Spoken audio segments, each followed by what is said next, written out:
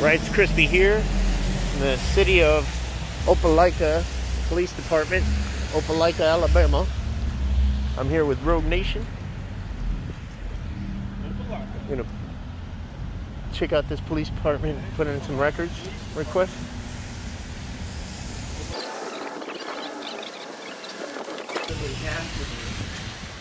Thank you, sir. Yep. All right. Pretty nice and inviting.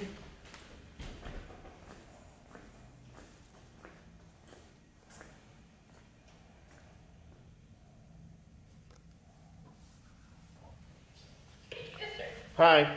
Can I get a copy of the roster? I just need names, badge numbers, and vehicle assignments, please. Okay, give me 1 moment. I got a couple more things also. The policies and procedures and the 10 codes and signal codes as well, please. Okay, give me 1 moment if you want to have a seat. I'll call somebody to see. Thank you very much. Roster? Or you got stickers? Oh. I got stickers for my girls. Yeah. But go ahead and let her. Ahead, Yeah. thanks. Yep, they're working on our request. Joan? Yes, she knows her. Okay, thanks.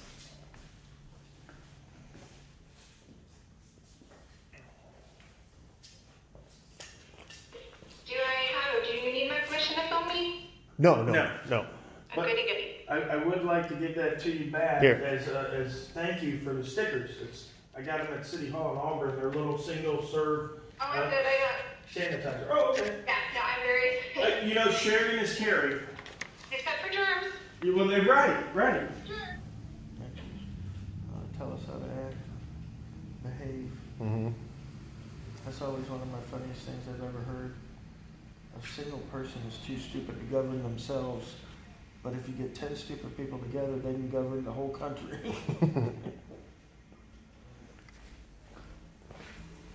This thing's not even plugged in. Look at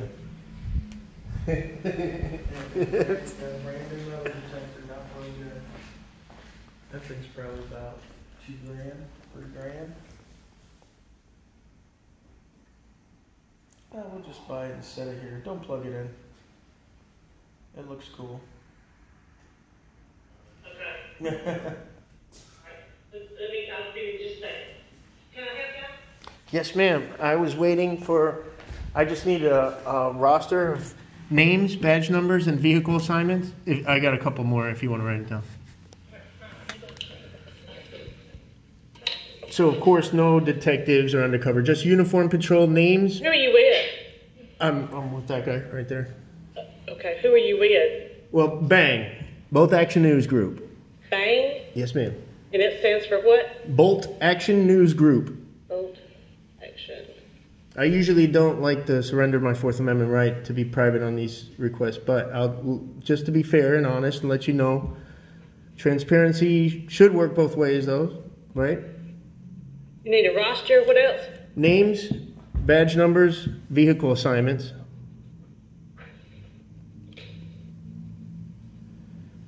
The policies and procedures. If it's in a PDF format.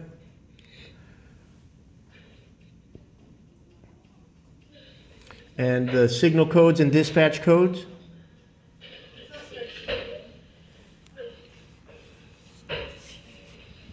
And you have body cams here, right? Do you wear body cams? Yes. Okay, can I get the body cams of the last 3 firearm discharges, whether they were accidental or not?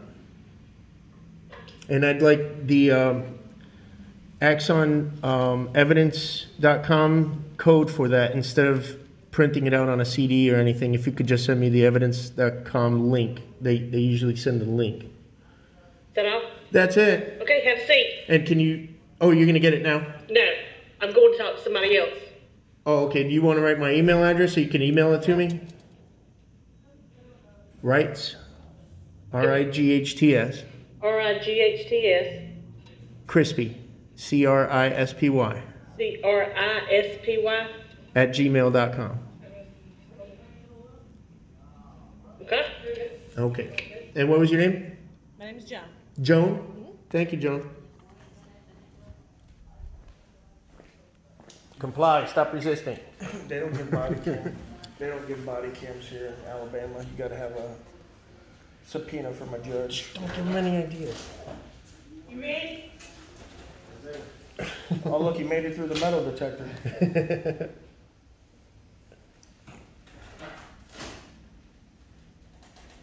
Hey, how y'all doing? Great, how are you, sir? Pretty good. Guess you guys had some questions? I'm Finn. Shane, nice to meet you. I'm with Bang, Bolt Action News Group. Okay. And I was just asking for the roster, if we can know who patrols our streets with names, badge numbers, vehicle assignments. And I want to know the policies and procedures, so I know if you're allowed to do certain pain compliance on somebody, or if it's out of your procedure to do it if I witness it or something. And I want to know the signal codes and dispatch codes in case I'm listening to a scanner. I know what you guys are saying to each other. Okay, so some of that information is available through like the Freedom of Information Act. Right. And the city has a policy, a way that you would apply for that information. You fill out some stuff and submit that, and some of that information would be. Can I get you to help me fill it out, please? So nobody could say they couldn't read my handwriting? Yeah, let me see if I can find. I'll get the form, okay, and we can go through that and wonderful. Get it submitted to you, and then it goes through a process through the city attorney, through the city administrator, and whatnot, and then we go through that. Is it just because of the body cams that I'm asking for? Because the other stuff should be readily available, right? Like your roster. No, the body cam stuff, depending on what you're asking for, all of it goes through that. Like if we have an officer, like we're having an interaction, if you ask for my name and badge number, that I can give you. And what is that, by the way? I'm Shane Healy. I'm the police chief. Oh, right on. Thank you. So, the officers would give that readily, not a problem. But if you're looking for like a roster and things like that, it's just another step in the process. But all right, the body cams I asked for. So some of the things are readily available through, the website.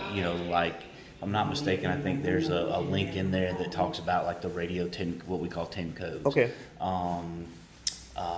Some policies and procedures are available throughout that process too. So not a problem to have or get or anything like that. So let me go find the form, print it off, and then we'll go through it. How's that sound? Sure. And this building was built a year ago, somebody said? No, actually this building, we've been in it 3 years. And how torturous is it to smell that place across the street every day? Some days I'm headed. Worse than I others. haven't had lunch yet. I'm going there right after this. I'm glad that the windows don't open up, like you can't crack them open with it, because then they'd be smelling it all the time. It'd be torturous. So it's pretty good, but we love this building. It's great. Just nice to be able to have a nice place to be able to work out of. And exactly. The old building was. Didn't have a lot of windows, so you couldn't even tell if it was daytime, nighttime, right. rain. It's raining now, you wouldn't even know it. So, I noticed that was unplugged. Is that because you guys are coming in and out so much, and you're it's just every time we come in and out, people will watch this and they'll be like, "That's a correction that needs to be made. Maybe we should just get rid of that thing altogether, or find a way to do it." So. We don't have a whole lot of people, general public, that goes back through there. So, right. It was something that was put in, when the building was built. So, again, when we take folks back there, it's very few people in certain situations. So, not a big deal. Yeah, but that's about a $3,000 machine that we're not using. I'm not giving you a hard time. I'm just giving you, that's like one example of why we do what we do. We check and see where the government waste is. We do government accountability with a focus on police misconduct. Well, so that particular... The reason that was there is the old one from when the old building, the court side. Okay. That was the old one that used to be used to go into the courtroom. So the court building, which it's semi-attached, but it's actually a separate building. All of that is brand new and was replaced. So there's new equipment there. So we had that one on hand. But you're upcycling, so that's actually a good explanation for it. So we didn't want to. It was still usable. We didn't want to get rid of it, so we decided to put it here. And like if we have a big public event and we're going to have a lot of people coming in, and we actually post somebody here to kind of, help. Yeah. Not let a bunch of people come in that might be armed or whatever. We'll use it. Speaking of arms, do you guys have a gun buyback program ever out here? No, we do not. Okay, how do you feel about those? I'm not that in favor of it. Me Just, either. you know, some of the research that I've done on it, some of the programs and stuff that I've seen in the past, you know, you get a lot of people that are, you know, bringing grandpa's boomstick. old, you know. A guy got a whole bunch of 2x4s and some pipe, made boomsticks, and he bankrupted the city in 2 hours. Know, it's just, you know, you have to balance what the idea is and balance that with what is the real solution. Yeah, and is it worth it? You know what I mean? Right. You know, that cost analysis, really like a cost analysis type process. Exactly. You know, is it worth, you know, using government funds to buy something when we know the bad guys aren't going to bring their guns up here? Exactly. It's just somebody who feels guilty from what they saw on TV, and they're like, I believe in turning in all my guns. Stop it. $2,000 for this Mac 10, but they gonna give me $50 for it down at the park. Yeah, they were giving gas cards out in Miami. Yeah, you know, so it's just, you know, you have to kind of look at that. You know, Right. Same thing with like some of the drug buyback stuff. You know, you don't get illicit drugs, you end up getting all these prescriptions. Well, there's Right. already processes, you know, through pharmacies that do this type of stuff. A lot of different nonprofits do, Yeah. you know, prescription buyback or a day where people can come turn that stuff in. And depending on if it's controlled substances or not, it has to go through the DEA. Right. Well, if that comes to us as the police department, now there's a whole bunch of extra steps that we have to take if it's controlled, and police reports and all this stuff, where you can go other places and you don't have to go through all that. You can actually turn those in. So, Right. you know, we just try to kind of balance out how to really effectively do this stuff. Right. So, A lot of police departments have like old mailboxes, it looks like, for the drug turn-in. You guys don't have that here? No, like I said, there's several organizations in town that do those throughout the year. A lot of the pharmacies kind of have, you know, built-in programs, so it's just it's easier for us to refer people to those programs that are in existence and have processes than us having to start something from scratch. You know, why reinvent the wheel? Yeah. You know, again, if you know, we want to do and use some of our resources, we want to try to find a need that hasn't been covered yet. Right. You know, makes sense. So kind of approach it from that standpoint. That makes sense. If it ain't broke, don't fix it. You know, yeah. So I had a Fourth Amendment question. Okay. Sometimes here people will get trespassed from some place. Okay. Now, in order to issue a trespass on someone, let's say it's a lawful trespass, this is a private property and they're being trespassed. Mm-hmm. Unlike some unlawful trespasses that we'll see, if a citizen hasn't committed a crime on a public property, he shouldn't be able to be trespassed from there. Mm-hmm. You would have to commit a crime there for we the people to want you be trespassed.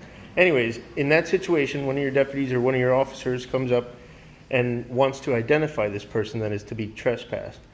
Do you believe it's lawful to demand that ID at that moment, or should they be given a chance to exit the property unless they come back and commit the crime of criminal trespass? They shouldn't be ID'd. So Alabama law Right.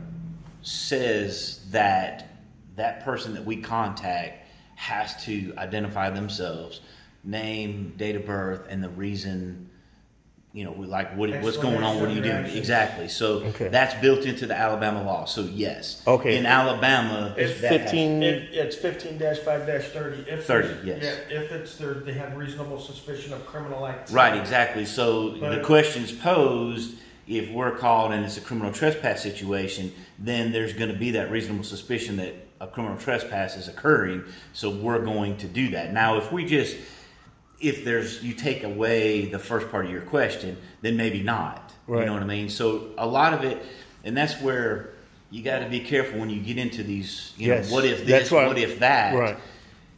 Sometimes just a little bit of a change in the question can change the answer dramatically. It's Right. So the issue is important. What he's trying to say is that for a trespass warning, like the way trespasses work is you have to be warned either by signage or the owner telling you to leave, or and then that's a trespassing warning. By Alabama law, that is not 100% correct. So you as a property owner, okay, your personal property, if you do not want somebody there and you ask them to leave and they do not leave right away, that in and of itself is criminal trespass.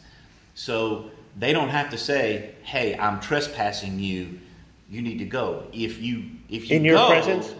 that's their warning. Now, if they come back, that's trespass. But if you do not go when they tell you to go, then that in and of itself is criminal trespass. Right. So again, it depends on what is the situation. So let's say that somebody says, "Hey, I don't want you on my property," and you leave their property, but the police still come and they're talking to you. They may facilitate that warning kind of thing. Yeah. But you're not in jeopardy of having committed that crime because you did leave their property, you stayed there. Now you're getting told basically, hey, you're not allowed to come back on this property, and everybody kind of goes their separate ways. So again, a lot of it that's really, how we see it, is because basically what happens a lot of times, and we don't do private property, so we're talking public property.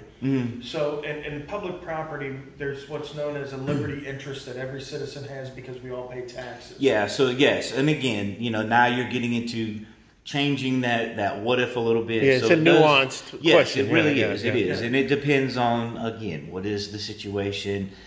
There's all kinds of things that go in. At the end of the day, personally, I think that we have to look at common sense. What is reasonable? Where's the common sense that falls between this side of this the issue and this side? There's the majority of people operate somewhere here in the middle.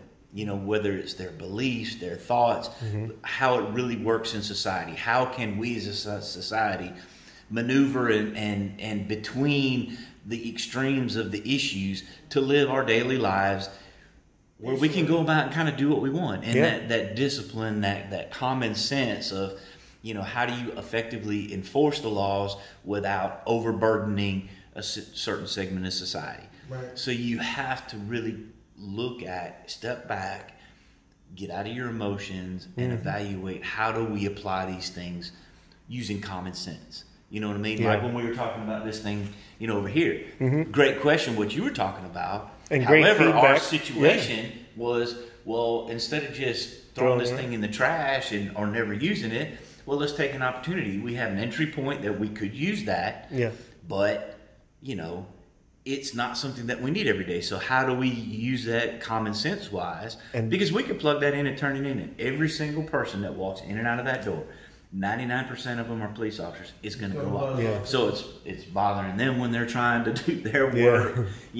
People that are out here, it's buzzing. You guys are recording right now. Imagine that thing going off. Right. You're not going to hear crap. Yeah. You know what I'm saying? So. No, that's a terrific explanation. Figure out absolutely. those common sense real world applications of what is the law here? What is public perception? How do we really effectively do our jobs to be able to, work with our community? And the other side, another kind of point of view on that is what is okay here and what's acceptable here in Opelika is really independent of what's acceptable, let's just say, in our sister New city Jersey or or something. Yeah, or New Jersey. What people want here and what they're happy with here and what's important here today in this community is different than someplace else. Yeah. That's right. So the things that we look to enforce or the things that we're not that hot and heavy on are things that's kind of how our community is. Democratic Republic. Yeah. The sovereignty still lies in the individual in our republic, but we live in a democracy because if you guys all say, no, we don't want to do it your way here, I have the freedom to move freely to another spot where they agree with me. And I exactly. Yeah, so again, but it's all based on, man, come on, can we not just sit down and talk about this, some common sense? And this is wonderful, education. Coming to the city council meetings and letting, the elected leaders know, hey, this is what we as citizens want. We want to prioritize this. Yep. I don't know how big of an issue it is here, but in some places, fentanyl is an issue. In other places, methamphetamine is an issue. In other places, theft is an issue. People are breaking into cars and stealing bicycles and so human trafficking. Yeah. That's a big problem, not just in our country and the planet. That's the biggest problem, I think. Yeah, it is a huge problem. And one of the things when human trafficking, when people first started talking about it, everybody thought about like the movie Taken. Yeah. That's what they thought it was. But that's not really what it is. In real life, you got to look at things like prostitution. Girl's just You know strung what I mean? out, and she Yes, can't exactly. escape with you because he's got her on a chain. Exactly. Do you have a CASA here, a Community Action Stops Abuse location, for battered spouses? So yes, there are some battered women's resources here. There's some different programs. There's some in-house type places. Yeah.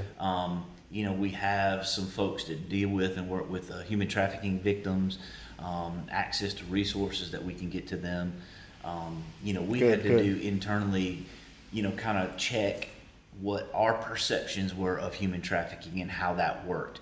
So we had to kind of get a little bit better educated on some of the intricacies of that. So that's a really important part. I'll make these videos, and sometimes they'll play it at roll call. I'll reduce it to 5 minutes where it's easy and doesn't take time away from you from fighting crime.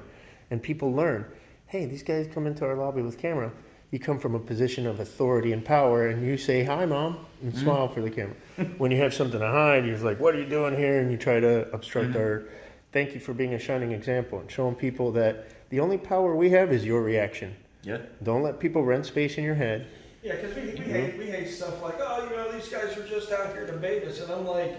Cop antagonizers. I'm practicing my rights. It would be the same thing. I don't know if Alabama's an open carry state, but it is. Okay, so it would be the same thing if I was walking down the road with a gun on my hip. I mean, it's my right. I shouldn't be stopped. I shouldn't be harassed, and I definitely shouldn't be said that I'm baiting anybody by exercising a right. I get asked for my press pass all the time, and I said it's at the top of page 33 here.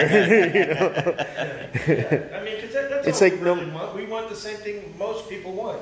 We want to do what we want to do within the law. And we want less government interfering in our lives. That's it. If I never see government again, I mail them a tax check, I'd be more than happy with that, unless I've done something wrong. You know what I mean? Then absolutely, I'm part of the social contract.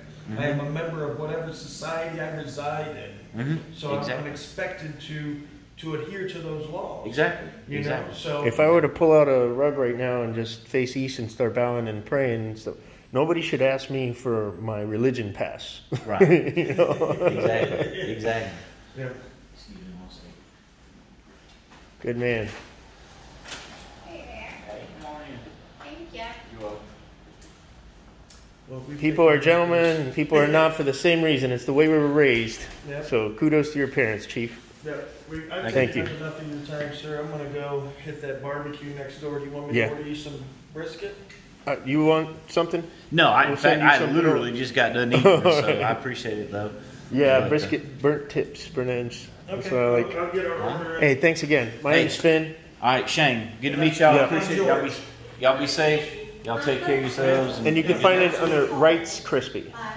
Wrights, like know your rights, Wrights and crispy spelled correctly. Okay. And he's majorly awesome, Rogue Nation. Yeah, here, let me give you a card.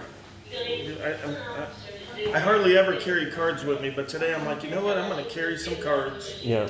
And I left her the email, so if you guys do end up sending me that, I put all my information there. You could put it through David or whatever and find all my info there. All right, so the one question I do have, because of the way the law is written in Alabama, are you an Alabama resident? No. Okay, that's one of the things for the Freedom of Information Act thing. You have to be a resident of Alabama to be able to file that. Okay. So, you know, Really? 'Cause I've never yeah, had I don't know how. I don't know who's decided that, how Yeah. that works, but I do know that's one of the first things that, when it 'Cause I goes know, through like, that process, Tennessee- This is one of the first things to get that change, to have So, transparency for everyone in the country. Yeah, so, if you- obviously we don't have any Well, any influence on how that works. Well, but it that's goes part of it. against a federal ruling. In the 11th Circuit Court of Appeals, there's a case law called Smith v. Cumming. Have you heard of that one?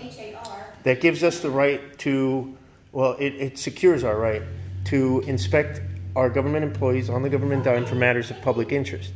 Now, if I'm from Florida, I still pay federal taxes that you guys receive here, so you are subject to that scrutiny, and we the people, we want to know how our money is being spent. Right, because along with the social contract of Opelika,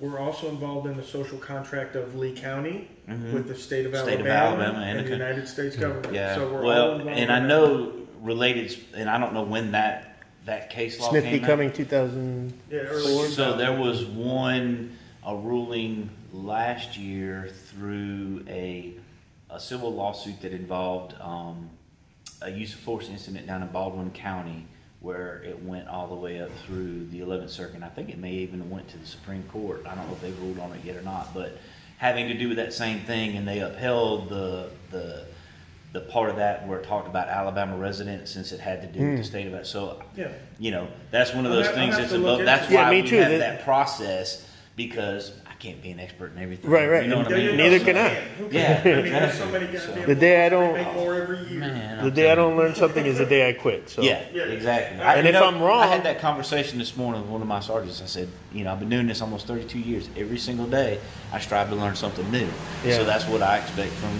Have you heard of First Amendment audits before? Oh yeah. Oh, okay. Yeah. Right on. Absolutely. So. Cool. No, that barbecue smoking. Yeah. Thanks again for All right, guys, honoring take care of yourselves. honoring your oath. Thank you. Thank you. Chief, do you mind if I stay parked here while I go across the street to the barbecue? Okay, I didn't know if you had a time limit on the parking lot. It's not too busy here, and let's keep it that way, right? Yes, Thank you.